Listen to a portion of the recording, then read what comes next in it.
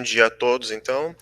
Meu nome é Wagner, sou analista de suporte da OP Services e hoje a gente vai tratar de um assunto muito importante, né, na nossa área de monitoramento, que é o monitoramento de APIs. Nesse webinar a gente não vai tratar de como desenvolver ou de implantar, mas sim vai ser uma apresentação, uma visão teórica sobre esse assunto, e no final vou apresentar para vocês ali uma demonstração, alguns modelos que nós temos mais recentes de aplicações de monitoramentos via API que a gente realizou atualmente. Uma introdução rápida para todos, né? Não é de hoje que a gente sabe da importância e a dependência que as aplicações possuem hoje, né, das APIs, que são serviços publicados para troca de informações.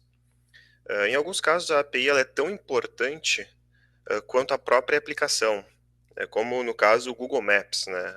A gente pode imaginar se essa API parar de funcionar, aplicativos que a gente utiliza no dia a dia, como Uber, Pop, o rastreamento do iFood, entre outros, eles vão parar também e a gente vai perder a funcionalidade desse aplicativo em si.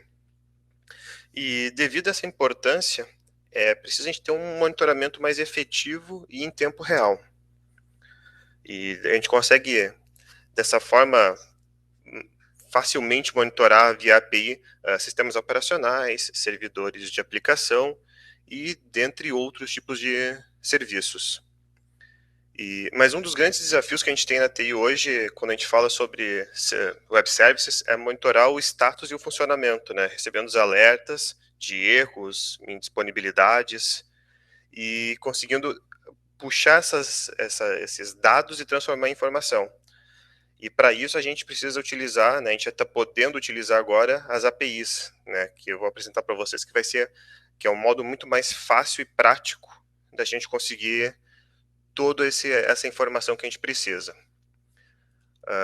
Hoje a gente vai então entender o que é uma API, quais são as vantagens da utilização das APIs e ao final uma demonstração. Após essa demonstração, vou deixar um espaço aberto para vocês aí, quem quiser fazer alguma pergunta, tiver alguma dúvida. Então, vamos dar início, né? O que é uma API? A API ela é uma tecnologia que permite a troca de dados entre dois sistemas ou mais, cuja sigla API provém do inglês de Application Programming Interface, e é um conjunto de rotinas e padrões estabelecidos por um software para a utilização das suas funcionalidades por aplicativos que não pretendem se envolver em detalhes de implementação do software, utilizando apenas os seus serviços.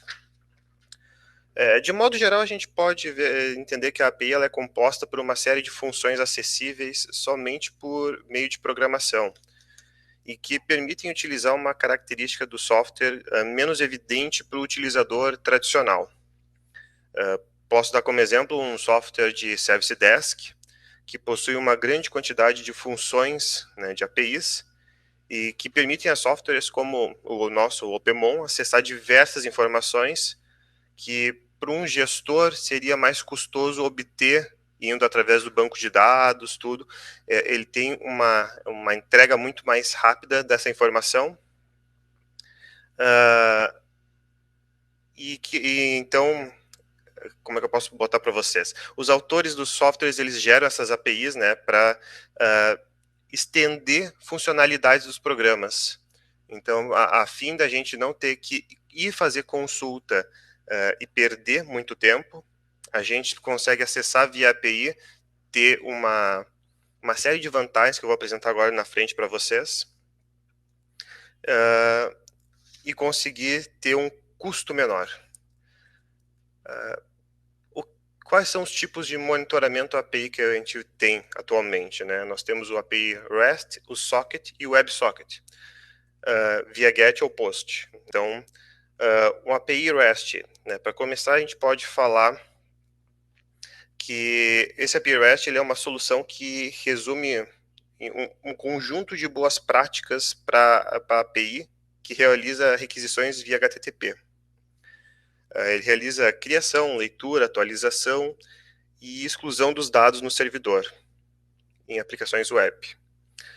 REST é uma abreviatura para transferência de estado representacional, né? E a função dele é mapear os elementos da aplicação e restringir as requisições para aquelas que atendem às diretrizes da própria arquitetura.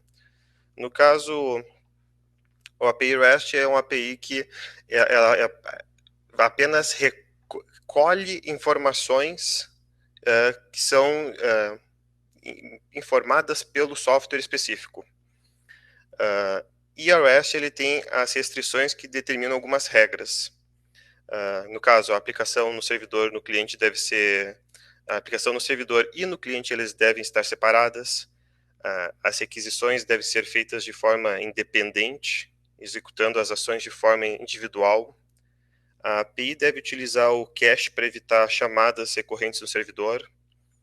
E a API REST, normalmente, ela utiliza uma linguagem XML ou JSON, que é para acessar as aplicações de back-end de acordo com os objetivos que cada um tem. Pessoal, se estiver falando muito rápido, por favor, podem colocar no chat. Eu sou uma pessoa que fala um pouco rápido às vezes. Nós temos a segunda opção, o segundo tipo, que é o API tipo socket. O API socket ele é uma opção de streaming para entrega normalmente de cotações, de trades, e essa API ela serve para emitir e receber dados. Ela é uma API bilateral. Por se tratar desse tipo de API, ela deve utilizar também as mesmas restrições que a API do tipo REST tem, que eu citei anteriormente. E esse tipo de API ela atua de forma consistente para processar as comunicações, permitindo criar vários elos com diferentes domínios e estabelecer o contato com vários destinatários, com uma pequena diferença entre eles. Então, a gente consegue criar vários elos enviando e recebendo informações. A construção dessa programação, desses elos, no caso desse tipo de API ou socket, ele utiliza protocolos UDP e TCP. E nós temos o terceiro ponto, que é a API WebSocket, que não deixa de ser apenas uma evolução dessa segunda, que é a socket, que então ela também estabelece conexões bilaterais entre elos entre um navegador e um servidor e permite a troca de dados com base em TCP. A sua projeção ela é própria para navegadores que suportam já o HTML5 e nem todo navegador ainda tem integração para esse tipo de API.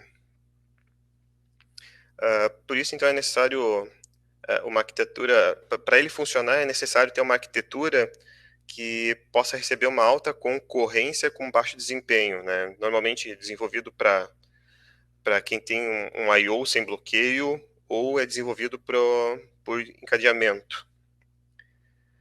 E, por fim, nesses tipos de API, nós temos o tipo GET e o tipo POST. O tipo GET, ele ele é feito para apenas coleta de dados, né, para o nosso software consumir os dados dessa API. E o tipo POST, ele trabalha com a atualização de dados, né? Ele consegue inserir e atualizar dados. Então, enquanto o GET ele é mais estático, o POST a gente consegue alterar dados, fazer input de informações. Agora, então, vou apresentar para vocês algumas vantagens que a gente tem para a utilização das APIs. A primeira vantagem que a gente tem é a segurança. A integração por API é um processo que preza muito a segurança da transferência de dados. O sistema permite que apenas informações específicas sejam acessadas por usuários externos. Existem alguns recursos muito utilizados por plataformas de gerenciamento de API que garantem a inviolabilidade dos dados. Um deles é a chave de API, que ele trabalha com uma única cadeia de tokens. Né? Outro tipo de método de segurança também é o reconhecimento básico, também conhecido como APP-ID, ou que não deixa de ser uma chave de 2 tokens, ou seja, o nome e a senha do usuário. E, por fim, a gente tem como método de segurança também o OpenID Connect, que é uma espécie de camada simples de identidade usada para verificar informações básicas do perfil do usuário.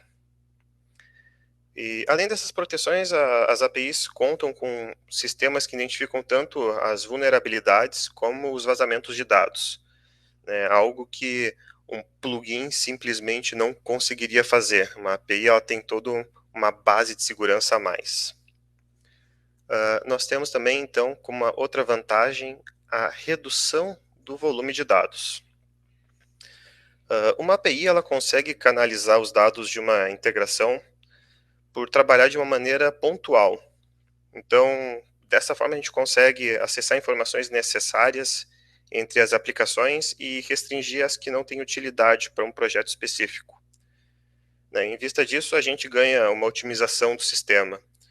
Né? Eu posso dar como exemplo quem aqui nunca tentou buscar uma informação em um banco de dados, né, de algum software que trabalhe, e se deparou com um banco de dados com uma infinidade de dados, né, todos jogados ali, a gente tendo que criar filtros, tendo que correr atrás da informação, né, precisando de muito tempo para poder filtrar e encontrar. Né, a API ela já entrega para a gente o que a gente precisa no momento correto e de uma forma mais limpa. E com um volume menor de processamento e armazenamento de dados, ocorre também a eliminação da necessidade de uma enorme infraestrutura virtual. Então, a gente consegue ter essa redução de volume de dados de forma bem grande e de forma bem prática para quem for trabalhar diretamente com a API. O terceiro ponto, a gente tem como vantagem a redução de custos. A integração por API, ela reduz a necessidade de desenvolver muitas aplicações com diferentes funcionalidades e depois tentar conectar elas. Esse é um processo custoso e que nem sempre apresenta resultados positivos. Por um outro lado, utilizando as APIs, a gente consegue aplicações que funcionam com eficiência. Então, com essa eficiência, a gente consegue diminuir o tempo de desenvolvimento de um plugin, né? Ao invés do plugin ter que acessar banco, passar por firewall, tudo, a gente consegue direcionar ele já para essa resposta da API, né? Esse JSON, esse XML que já vai ser publicado, e a gente consegue, então, filtrar dentro dessa API o que a gente necessita. Outro ponto, né, outra vantagem, é o controle de acesso. Caso um programador acesse os dados de um sistema interno, a API revela isso para a empresa através de um gateway. Desse modo, o gestor obtém um bom gerenciamento do fluxo de acesso ao sistema. E o resultado disso é a possibilidade de identificar acessos suspeitos e melhorar protocolos de segurança. Outro ponto aqui que a gente pode colocar é a melhoria na comunicação. E uma vez que a integração por API atua na troca de dados entre aplicações, a gente pode dizer que ela reforça e padroniza a comunicação dentro da empresa para com outras empresas. Eu não preciso ter diversos plugins acessando meu banco de dados para coletar informações, para poder checar meu produto. Não, através da minha API, eu tenho esse plugin que vai acessar a API e não vai ter nenhum problema para invasão, nada, nem problema na comunicação, porque a API vai entregar um resultado sempre o esperado. E a consequência disso é uma infraestrutura sustentada por uma funcionalidade cada vez mais eficiente e estratégica. E aí, puxando já o, a vantagem para o meu lado, né, é uma fácil integração com o OPMON. Isso é possível porque a API ela reduz a necessidade de adaptações complexas e constantes, né, constantes correções de falhas. Como ela coloquei antes, né, ela sempre vai entregar um resultado já esperado, então eu não vou ter uma falha de comunicação. E essa API ela sempre vai nos trazer uma informação diretamente do software que ela pertence. Então eu não tenho que ter intermediação nem ter possibilidade de ter um problema. E sem contar com o tempo gasto no desenvolvimento, né? A gente não precisa ter um tempo muito alto para desenvolver. Já tivemos aqui casos de plugins que demorariam mais de 60 horas para ser desenvolvidos e que com acesso via API a gente gasta 10 horas desenvolvendo e tu tem o mesmo resultado, de uma forma mais segura, mais barata, com menor volume de dados. E por fim, né, a API ela permite que softwares como o PMON acessem diversas informações. Nesse ponto eu vou colocar aqui fazendo a minha pesquisa em cima das APIs, né, a gente tem alguns artigos que estimam que estimavam e estimam que teria, né, um aumento no uso de APIs pelas empresas e vai cada vez ser maior esse uso, né? Com isso, os consumidores e as empresas vão ter um acesso a produtos cada vez mais personalizados e cada vez com menos chance de ter algum tipo de erro. Então essas são as vantagens, tá? A partir disso, nós temos agora a parte que eu vou passar para vocês, uma demonstração rápida, tá? Até já peço desculpa, eu queria apresentar uma VM aqui com uma API em tempo real, a minha VM não quis subir hoje, culpa do Windows 11, mas tirei alguns prints aqui para a gente poder ter uma ideia, né, uma base de como funciona a API. Peguei esse modelinho aqui, esse aqui é um arquivo JSON extraído de uma API já publicada, aonde nós temos o nome desse produto que quer ser monitorado, qual é o tipo dele, no caso aqui connector, o estado que ele tem, que no momento que ele está running, a ID de trabalho dele, e nós temos nesse caso aqui subtasks. Numa checagem comum esse aqui seria uma checagem Kafka. Uma checagem comum, ela se limitaria apenas a essa primeira linha. Nesse nosso caso, a gente teve que trabalhar com condicional, porque nós temos essa primeira linha de connector, né, o conector, e outras linhas abaixo de subtasks, subtrabalhos, aonde esse estado do subtrabalho pode afetar diretamente o estado do conector.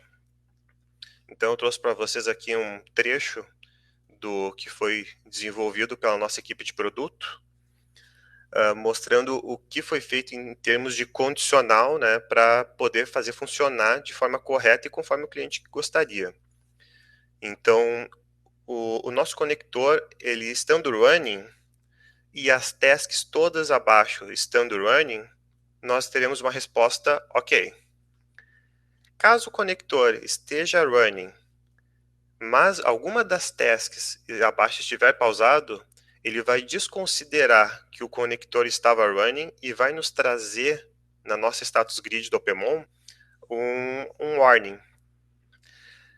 Caso o conector esteja running e a gente tenha agora sim alguma das tasks abaixo como desconhecido, nós teremos então um caso crítico e aí sim com notificações, tudo, né? Lembrando que uma task pausada sempre pode ser alguma coisa que o cliente mesmo pausou para uma manutenção, algum ajuste, e o caso desconhecido ele já se torna um caso mais grave.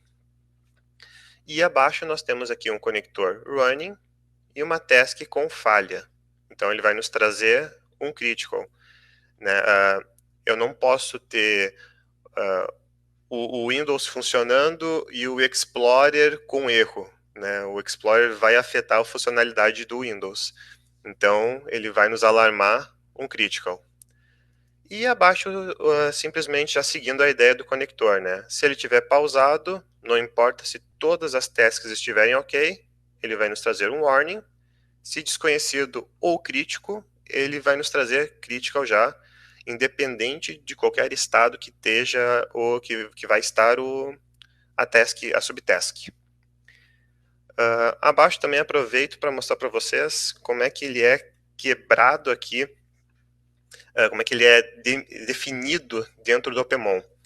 Nesse caso, a gente criou um comando chamado check Kafka, aonde a gente vai receber 3 argumentos, né? Argumento 1, 2 e 3.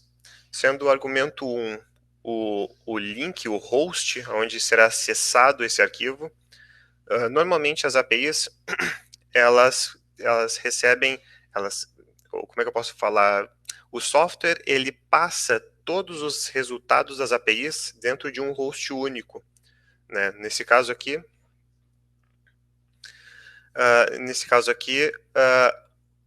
botei aqui link publicado.json. Então, aqui ele vai trazer esse link, abaixo a porta onde ele está publicado, e o nome do conector é o que vai ser feito o filtro dentro desse arquivo.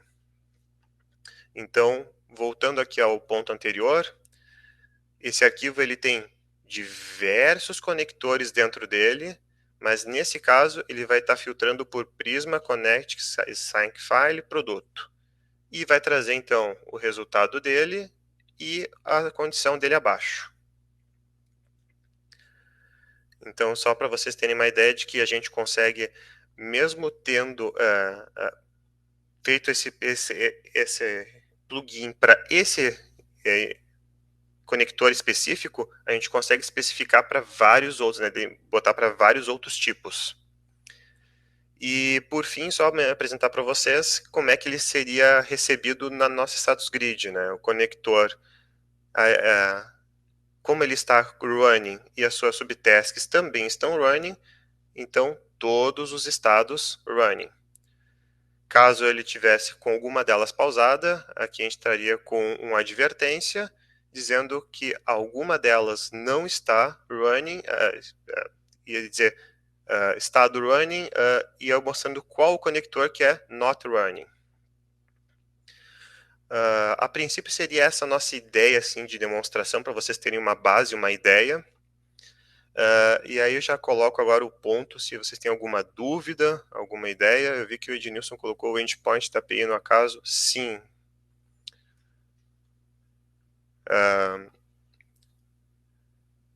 Pessoal, vocês teriam mais algum tipo de alguma dúvida, alguma sugestão?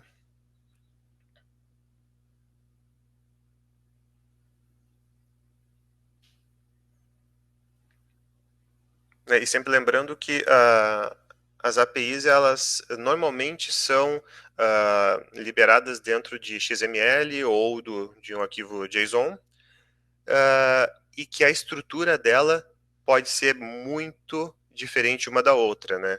Por isso que sempre quando a gente recebe aqui uma ideia de checagem para API, a gente pede o modelo que é liberado para a gente conseguir fazer uma estrutura em cima dele e ver qual é o resultado esperado.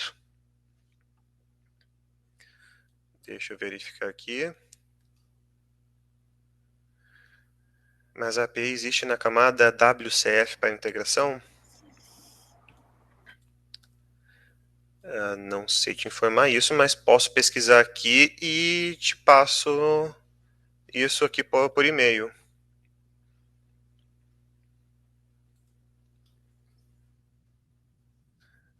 Algumas coisas a gente não sabe ainda completamente sobre APIs. Também é um estudo novo, porque a cada dia que passa a gente tem novas APIs saindo.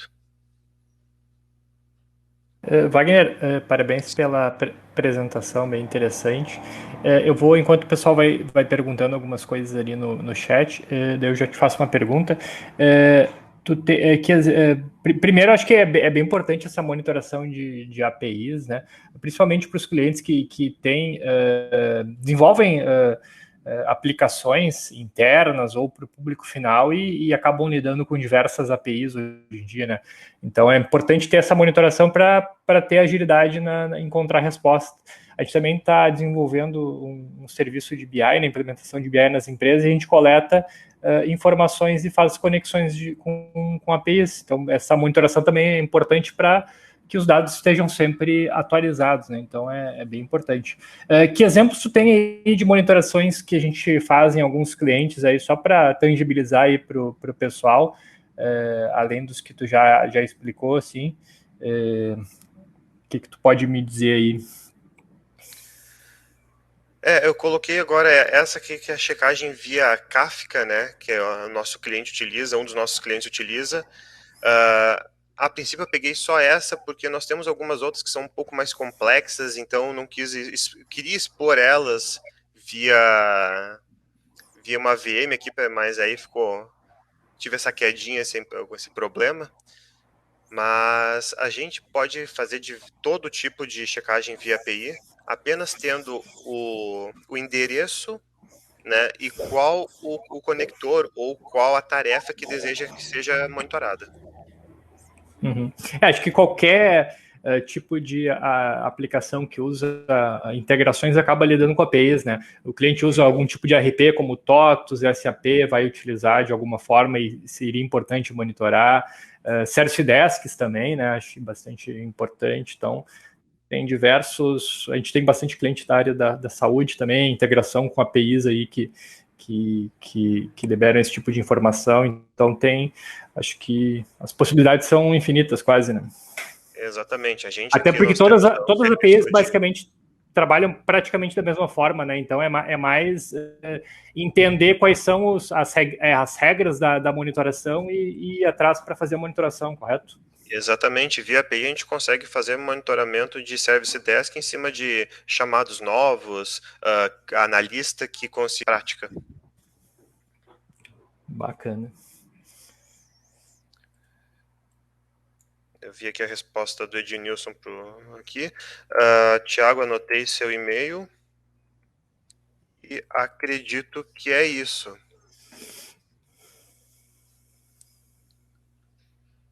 Ali a nossa documentação, que tem a ver com a pergunta do Rafael. Então, o Rafael pode acessar ali pelo chat, tem a documentação da API do Opemon. E daí, conforme o Ednilson comentou, né, em específico para e-mail, não, mas possui a API REST que pode receber e tratar o input, e com base no input adicionar ações nos elementos monitorados. Daí tem o link da documentação, ali kb.opservice.com.br, daí barra ali, daí tem o link, vocês podem clicar direto ali pelo chat. Então tá, Wagner, muito boa a apresentação, acho que foi bem rica. Na tela, nossos e-mails nossos telefones e e-mail para contato, então tem wagner.ferrari@opservice.com e www.opservice.com.br, nosso site, e o LinkedIn do Wagner ali, caso queiram adicionar ele. Caso tenham algumas dúvidas, podem perguntar direto para o Wagner pelo e-mail ou usar o suporte@opservice.com. Nosso time vai estar à disposição aí para ajudar sobre qualquer tipo de assunto, seja para monitoração de APIs que vocês estejam procurando ou qualquer outro tipo de monitoração mais específica. A gente, de uma forma ou de outra, a gente consegue monitorar qualquer tipo de dado, então não se preocupem em relação a um dado específico que vocês tenham. Tragam o desafio para nós que, de uma forma ou de outra, a gente consegue monitorar, seja de uma maneira mais simples ou tendo que fazer alguma customização. De alguma forma, a gente sempre consegue realizar a monitoração. Então, caso vocês tenham dúvidas se dá ou não para monitorar, traz para a gente que a gente com certeza consegue ajudar. Assim, é muito difícil a gente não conseguir chegar a algum tipo de dado.